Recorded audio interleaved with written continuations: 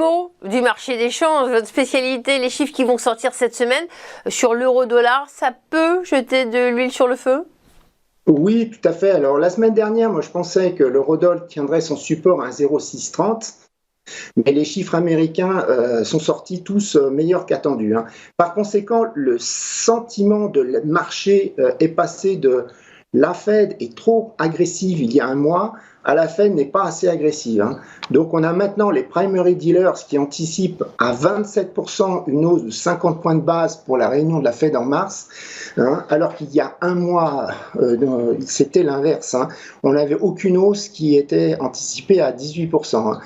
Du coup, je prends par exemple la banque japonaise Nomura, elle pense maintenant que la Fed va monter ses taux directeurs de 50 points de base en mars, suivis par deux hausses de taux de 25 points de base en mai et en juin. Alors ne pas oublier, hein, ce qui impacte aussi l'eurodoll, c'est le risque géopolitique, hein. Il est revenu en début de semaine timidement, mais il a pesé de plus en plus, donc même sur toutes les paires de devises évidemment, hein.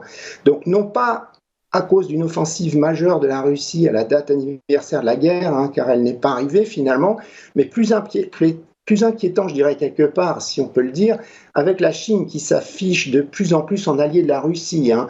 On a eu donc la semaine dernière la proposition de plan de paix de la Chine. En fait, c'est vague. Elle intervient au lendemain d'une visite à Moscou de Wang Yi. Alors Wang Yi, c'est qui? C'est le directeur de la commission des affaires étrangères du comité central du Parti communiste chinois. Et lors de cette visite donc de M. Yi, donc en Russie, il a rappelé, je cite, l'amitié solide comme un roc de son pays avec la Russie. Ce week-end, on a encore eu une preuve avec la réunion du G20 des ministres des Finances à Bangalore en Inde, hein, qui s'est conclue par un échec. Les Occidentaux ont voulu rédiger un communiqué condamnant explicitement l'agression russe dans la déclaration et ils se sont heurtés à l'opposition de la Russie et surtout de la Chine, hein. Donc il n'y a pas eu de communiqué commun. Il y a aussi Loukachenko, hein, le président de la Biélorussie, qui va se rendre cette semaine en Chine voir le président Xi Jinping, hein. Et je dirais, pour paraphraser Stoltenberg, donc au début de l'invasion russe, hein, quand l'armée était massée à la frontière ukrainienne, eh ben, je ne pense pas Loukachenko il va pour boire le thé, hein. Donc le risque géopolitique, ignoré depuis un moment par les marchés, revient, hein.